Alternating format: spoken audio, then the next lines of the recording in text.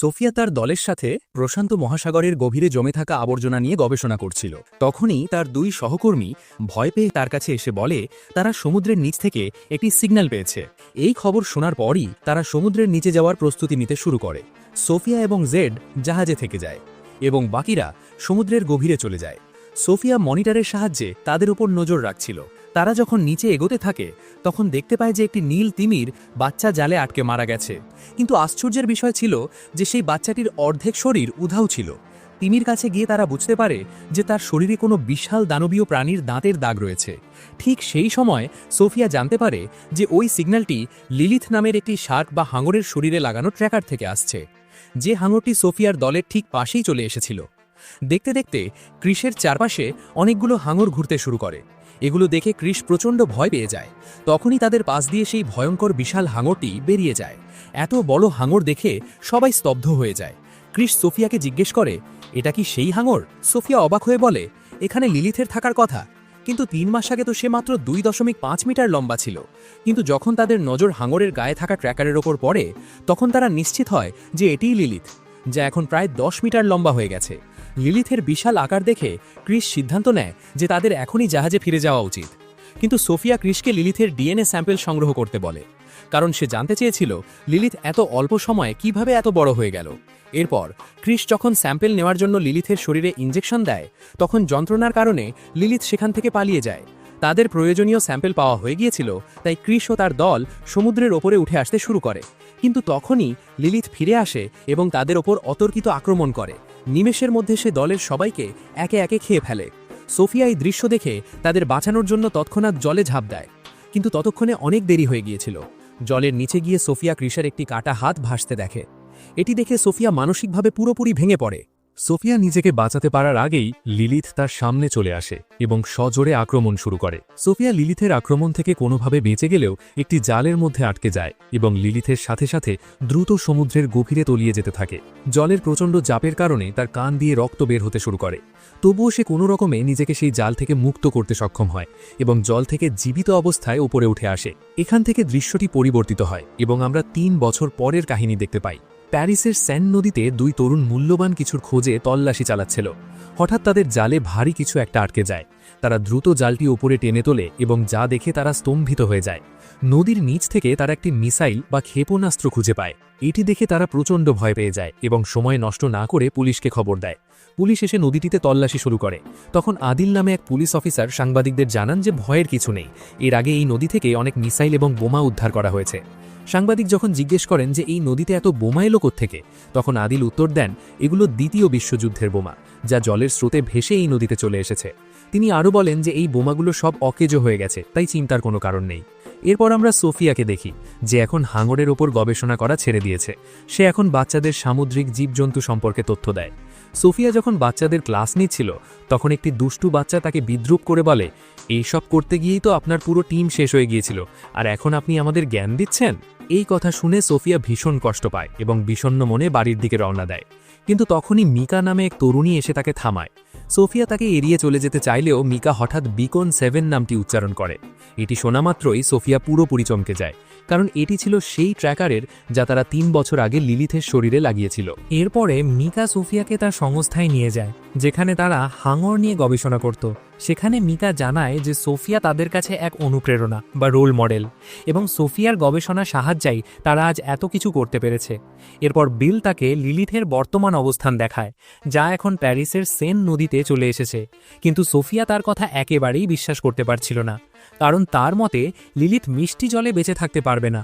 এর উত্তরে মিকা বলে যে জলবায়ু পরিবর্তনের কারণে হয়তো লিলিথ এই পরিবেশে নিজেকে মানিয়ে নিয়েছে এবং এখানে চলে এসেছে। আমাদের তাকে যে কোনো মূল্যে গভীর সমুদ্রের নোনা জলে ফিরিয়ে নিয়ে যেতে হবে, নয়তো এই নদীতে তার মৃত্যু হতে পারে। মিকা সোফিয়াকে তাদের সাথে কাজ করার অনুরোধ জানায়, কিন্তু সোফিয়া রাজি না হয়ে সোজা নিজের বাড়ি চলে যায়। বাড়ি ফিরে সোফিয়া তার ল্যাপটপে সেই পুরনো ভিডিওগুলো দেখতে থাকে, যখন লিলিথ তার টিমের ওপর আক্রমণ করেছিল। ভিডিওগুলো দেখে সে খুব আবেগপ্রবণ হয়ে পড়ে, কিন্তু এরপর যখন সে তার নিজস্ব ট্র্যাকিং সিস্টেমে লিলিথের লোকেশন চেক করে সে পুরোপুরি স্তম্ভিত হয়ে যায়। লিলিথ সত্যিই সেন নদীতে চলে এসেছে এবং এখন সে প্যারিসের সাধারণ মানুষের জন্য এক বিরাট আতঙ্ক হয়ে দাঁড়িয়েছে। এই ভয়াবহতা বুঝতে পেরে সোফিয়া লিলিথকে ধরার সিদ্ধান্ত নেয়। অন্যদিকে মিকা এবং বিল লিলিথের লোকেশন ট্র্যাক করতে করতে নদীতে পৌঁছে যায়। মিকা যখন জলের নিচে ডুব দেয় সে সেখানে সম্প্রতি দুর্ঘটনা কবলিত একটি গাড়ি খুঁজে পায়। সেই গাড়ির গায়ে কোনো বিশাল প্রাণীর দাঁতের গভীর দাগ ছিল। ঠিক সেই সময় ওপরে বিল দেখতে পায় যে পুলিশ চলে এসেছে। পুলিশ দেখে সে দ্রুত মিকার দড়ি টানতে শুরু করে, কিন্তু মিকা নিচ থেকে দড়িটি কেটে দেয়। পুলিশের ভয়ে বিল নৌকা নিয়ে সেখান থেকে পালিয়ে যায় এবং মিকা জল থেকে উপরে উঠলে পুলিশের হাতে ধরা পড়ে। পুলিশ যখন মিকাকে জিজ্ঞাসাবাদের জন্য নিয়ে যাচ্ছিল তখন সোফিয়া লিলিথকে ট্র্যাক করতে করতে সেই জায়গায় পৌঁছে যায়। এদিকে আদিল তার নৌকা নিয়ে একটা অ্যাঞ্জেল নামের জায়গায় যায়, যেখানে তার বন্ধু এডভিড তার জন্য অপেক্ষা করছিল। আদিল তাকে কিছু প্রয়োজনীয় জিনিস দিয়ে সোজা পুলিশ স্টেশনে চলে যায়, কিন্তু সোফিয়া যখন ওই জায়গায় পৌঁছায় তখন সেখানে কাউকে পায় না। তবে সে দেখে এডভিবির কুকুরটি জলের দিকে তাকিয়ে অনবরত ঘেউ ঘেউ করছে। দৃশ্যটি দেখে সোফিয়ার মনে কুপ্রভাব পড়ে এবং তার খুব অদ্ভুত লাগে, যেন কোনো বড় বিপদ আসন্ন। সোফিয়া বিষয়টি উপেক্ষা করে নিজের বাড়ির দিকে রওনা দেয়। পরদিন সকালে আদিল মিকাকে জিজ্ঞেস করে, তুমি ওই নদীর ভেতর কি করছিলে? উত্তরে মিকা জানায় যে সেন নদীতে একটি অত্যন্ত বিপজ্জনক হাঙর ঘুরে বেড়াচ্ছে, কিন্তু আদিলের তার কথায় মোটেও বিশ্বাস হচ্ছিল না।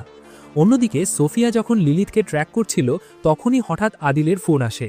আদিল যখন তার সাথে দেখা করতে আসে সোফিয়া জানতে পারে যে মিকাই আদিলকে ফোন করতে বলেছিল। ঠিক তখনই আদিল নদীতে পাওয়া এডভিডের মৃতদেহটি দেখে, যার শরীরের অর্ধেক অংশ উধাও ছিল। এটি দেখে সে সোফিয়াকে জিজ্ঞেস করে, একে কি হাঙর আক্রমণ করেছে? সোফিয়া কিছুক্ষণ দেখার পর নিশ্চিত করে যে লিলিথই তাকে আক্রমণ করেছে। এরপর আমরা আদিলের অফিস দেখতে পাই, যেখানে আদিল মিকা এবং সোফিয়াকে পুলিশ চিফের সাথে পরিচয় করিয়ে দেয়। সেখানে মিকা তাদের জানায় যে সেন নদীতে একটি অত্যন্ত প্রাণঘাতী হাঙর ঘুরে বেড়াচ্ছে, কিন্তু বাকিদের মতো পুলিশ চিফও তাদের কথা বিশ্বাস করেন না। তার মনে হয় যে এডভিডের মৃত্যু নৌকার ইঞ্জিনের ব্লেডে আটকে যাওয়ার কারণে হয়েছে। সেই সঙ্গে তিনি আদিলকে ওই হাঙরের অস্তিত্বের প্রমাণ নিয়ে আসতে বলেন। এরপর চিফের আদেশে আদিল একটি টিম তৈরি করে সেন নদীতে হাঙরের সত্যতা যাচাই করতে রওনা দেয়। আদিল সোফিয়াকেও তাদের সাথে যাওয়ার অনুরোধ করে, কারণ সোফিয়ার কাছেই লিলিথের লোকেশন ছিল। তারা সবাই লিলিথের লোকেশনের দিকে এগোতে থাকে এবং মিকাও গোপনে তাদের পিছু নেয়। গন্তব্যে পৌঁছানোর পর আদিল তার সঙ্গীদের নদীর নিচে পাঠায়। সোফিয়া এবং আদিল নৌকা থেকে তাদের গাইড করতে শুরু করে। মিকাও সেখানে পৌঁছে যায়। মিকা ভয় পাচ্ছিল যে পুলিশ সাধারণ মানুষের প্রাণ বাঁচাতে ওই হাঙরটিকে মেরে ফেলবে, তাই সে তৎক্ষণাৎ তার বন্ধু বিলকে ফোন করে এবং হাঙরের শরীরে থাকা ট্র্যাকারটি দ্রুত ডিসকানেক্ট করতে বলে। বিল জানায় যে একবার ট্র্যাকার ডিসকানেক্ট করলে তা পুনরায় কানেক্ট করা অসম্ভব হবে। তবুও মিকার জোড়াজোড়িতে বিল ট্র্যাকারটি ডিসকানেক্ট করে দেয়। পুলিশ যখন মনিটরে লোকেশন দেখছিল তখন হঠাৎ সিগন্যাল আসা বন্ধ হয়ে যায়। সোফিয়াও বুঝতে পারছিল না কেন হঠাৎ লোকেশন দেখা যাচ্ছে না। ঠিক তখনই জলের নিচে তারা কোনো বিশাল প্রাণীর উপস্থিতির আভাস পায়। বিপদ বুঝে আদিল দ্রুত দড়ির সাহায্যে তাদের টিমকে ওপরে তুলে নিতে শুরু করে। ভাগ্যক্রমে লিলিথ আক্রমণ করার আগেই তারা সবাই নৌকায় উঠে আসতে সক্ষম হয়। তারা সবাই প্রচণ্ড আতঙ্কিত ছিল, জলের নিচে সত্যিই বড় কোনো দানবীয় জীব আছে। তখন একজন অফিসার আদিলকে সোনার ডিভাইস চেক করতে বলেন। আদিল যখন সোনার চেক করে তখন সে স্তম্ভিত হয়ে যায়, কারণ সেখানে দেখা যায় যে জলের নিচে প্রায় 20 মিটার লম্বার একটি বিশাল হাঙর ঘুরে বেড়াচ্ছে। আদিল সোফিয়ার উপর সন্দেহ করতে শুরু করে যে সেই হয়তো লোকেশন বন্ধ করে দিয়েছে, তাই সে রাগের মাথায় সোফিয়াকে সেখান থেকে তাড়িয়ে দেয়। এরপর সোফিয়া অত্যন্ত ক্ষুব্ধ হয়ে মিকার অফিসে যায় এবং ট্র্যাকার বন্ধ করার জন্য তার উপর চিৎকার করতে থাকে। উত্তরে মিকা বলে, তুমি তো ওই হাঙরটাকে মেরে ফেলতে চাও। সোফিয়া পাল্টা উত্তর দেয়, ওই হাঙর কাউকে বন্ধু মনে করে না। 3 বছর আগে আমিও ওকে বাঁচানোর চেষ্টা করেছিলাম এবং তখন কি ভয়াবহ পরিণতি হয়েছিল সেটা তুমি ভালো করেই জানো। মিকা উল্টে সোফিয়াকেই দোষারোপ করে বলে যে হাঙরের অত কাছে যাওয়াটাই সোফিয়ার ভুল ছিল। এই কথা শুনে সোফিয়ার আগে সেখান থেকে চলে যায়। এরপর মিকা লিলিথকে বাঁচানোর জন্য একটি পরিকল্পনা করে। সে একটি ভিডিও রেকর্ড করে যেখানে সে তার সংগঠনের অনুসারীদের কাছে লিলিথকে বাঁচানোর অনুরোধ জানায়। সে নির্দিষ্ট একটি জায়গায় সবাইকে জড়ো হতে বলে এবং ভিডিওটি ইন্টারনেটে আপলোড করে দেয়। অন্যদিকে আদিল পুলিশ চিফকে বোঝানোর চেষ্টা করে যে সাধারণ মানুষের নিরাপত্তার স্বার্থে নদীটি বন্ধ করে দেওয়া উচিত। চিফ জানান যে 1 সপ্তাহ পর সেখানে ট্রায়াথলন ইভেন্ট হওয়ার কথা, যার জন্য শহর এখনই প্রস্তুত নয়।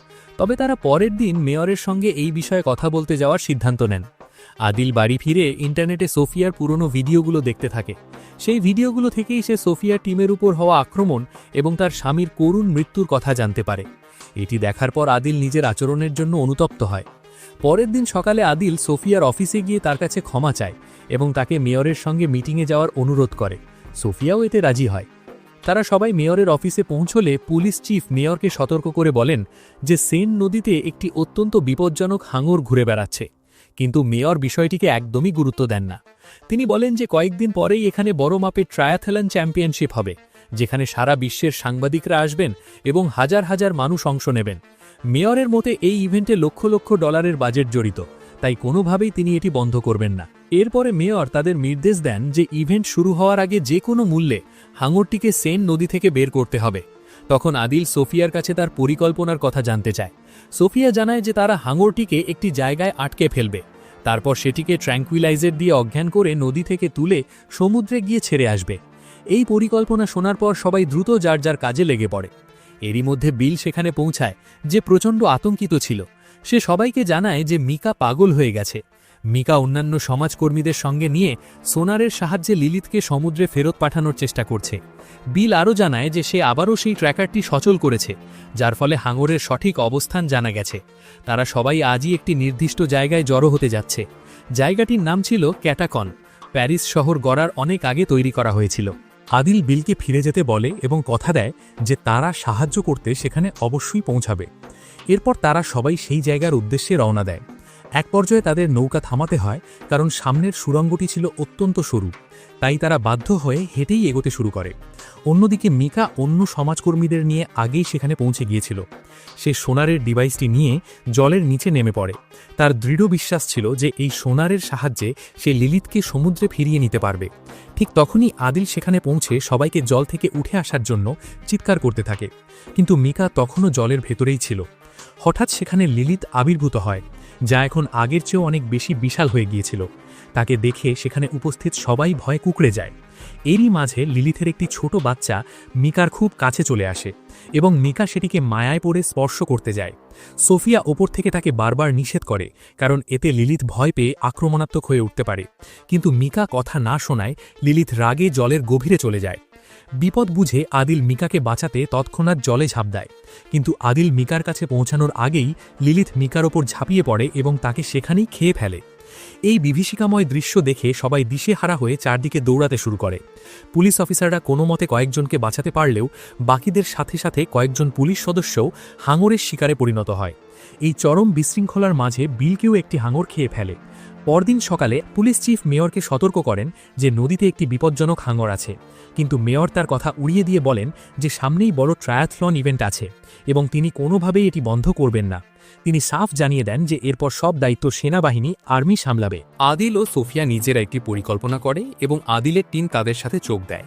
তাদের পরিকল্পনা ছিল ক্যাটাকন, প্যারিসের ভূগর্ভস্থ নর্দমা ব্যবস্থা, যেখানে হাঙরগুলো বাসা বেঁধেছে সেখানে বোমা বিস্ফোরণ ঘটিয়ে সবগুলোকে একসাথে মেরে ফেলা। তারা দুটো দলে ভাগ হয়ে ভেতরে ঢোকে। এদিকে মেয়রের নির্দেশে ট্রায়াথলন শুরু হয় এবং মানুষ নদীতে নামতে শুরু করে। আদিল ও তার দল ক্যাটাকনে পৌঁছালে সোফিয়া বুঝতে পারে লিলিথ সেখানে নেই, তবে তারা বোমা সেট করে ফেলে। ঠিক তখনই হাঙরগুলো আক্রমণ শুরু করে এবং একজন অফিসারকে খেয়ে ফেলে। বোমা ট্রিগারটি ওই অফিসারের কাছেই ছিল। অন্য এক অফিসার ট্রিগারটি উদ্ধার করে বোতাম টিপতে সক্ষম হলেও হাঙর তাকেও খেয়ে ফেলে। ভয়াবহ বিস্ফোরণ ঘটে এবং পুরো সুড়ঙ্গ কাঁপতে শুরু করে। আদিল গুরুতর আহত হয়, কিন্তু সোফিয়া তাকে কোনো মতেই জল থেকে নৌকায় তুলে আনে। এরপর সোফিয়া আবার জলের কাছে যায় দেখার জন্য যে অন্য কেউ বেঁচে আছে কিনা, কিন্তু সেখানে গিয়ে সে যা দেখে তাতে তার রক্ত হিম হয়ে যায়। বিশালাকার লিলিথ সেই জায়গাটি চিরে সরাসরি সোফিয়ার সামনে চলে আসে। লিলিথকে দেখে সোফিয়া প্রচণ্ড ভয় পেয়ে যায়। লিলিথ তার বাচ্চাদের মৃত্যুর কারণে অত্যন্ত ক্ষুব্ধ ছিল, তাই সে রেগে গিয়ে সোফিয়ার টিমের ওপর প্রচণ্ড গতিতে আক্রমণ শুরু করে। সোফিয়া তার সঙ্গীদের প্রাণ বাঁচাতে এগিয়ে যায়, কিন্তু ততক্ষণে হাঙরটি সোফিয়ার দলের দুজনকে খেয়ে ফেলেছিল। তবে সোফিয়া কোনো মতে নিজের এবং আদিলের প্রাণ রক্ষা করতে সক্ষম হয়। এরপর হাঙরটি সুরক্ষা জাল, সেফটি নেট ভেঙে সাঁতারুদের দিকে এগোতে থাকে এবং একে একে সবার ওপর আক্রমণ শুরু করে।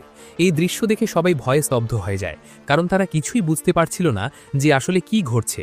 তারা যখনই এসব ভাবছিল তখনই হাঙরটি জল থেকে ওপরে লাফিয়ে উঠে একজন সাঁতারুকে গিলে ফেলে এবং মুহূর্তের মধ্যে নদীর জল রক্তে লাল হয়ে যায়। এই ভয়াবহ পরিস্থিতি দেখে সবাই আতঙ্কিত হয়ে প্রাণ বাঁচাতে ছুটতে শুরু করে। ঠিক তখনই সেখানে আর্মি কমান্ডাররা পৌঁছে যান এবং হাঙরটির ওপর এলোপাথারি গুলি চালাতে শুরু করেন। আদিল তাদের গুলি চালাতে বারবার নিষেধ করে, কারণ সে জানত ওই নদীতে দ্বিতীয় বিশ্বযুদ্ধের অনেক সক্রিয় বোমা ও মিসাইল ক্ষেপণাস্ত্র এখনও রয়ে গেছে। কিন্তু আর্মি কমান্ডাররা তার কথা না শুনে ক্রমাগত লিলিথের উপর গুলি চালাতে থাকেন, যার ফলে লিলিথ সেখান থেকে পালিয়ে যায়। কিন্তু এরই মধ্যে গুলির আঘাতে একটি মিসাইল ওপরে উঠে যায় এবং অন্য একটি মিসাইল নিচে আঘাত লেগে সক্রিয় হয়ে সজোরে ফেটে যায়। এই বিস্ফোরণের প্রভাবে বাকি মিসাইলগুলো একে একে ফাটতে শুরু করে। এই ধারাবাহিক ও শক্তিশালী বিস্ফোরণের ফলে শহরে এক বিশাল সুনামি সৃষ্টি হয় এবং অসংখ্য মানুষ তার কবলে পড়ে প্রাণ হারায়। দেখতে দেখতে পুরো প্যারিস শহর জলের নিচে তলিয়ে যায়। সুনামি শান্ত হওয়ার পর আদিলকে অত্যন্ত গুরুতর অবস্থায় সোফিয়া খুঁজে পায় এবং তাকে নিয়ে একটি উঁচু বিল্ডিংয়ের ছাদে উঠে আসে।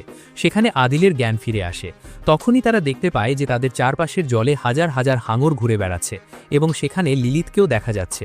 এটি দেখে আদিল ও সোফিয়া বুঝতে পারে যে লিলিথ শহরের আরও অনেক গোপন জায়গাকে তার প্রজনন ক্ষেত্র বা ব্রিডিং প্লেস বানিয়েছিল। যেহেতু পুরো প্যারিস শহর এখন জলের নিচে নিমজ্জিত, তাই স্পষ্ট হয়ে যায় যে পুরো শহরের ওপর এখন হাঙরদেরই রাজত্ব শুরু হয়েছে। এই রোমহর্ষক দৃশ্যের সাথেই কাহিনীটি এখানে শেষ হয়।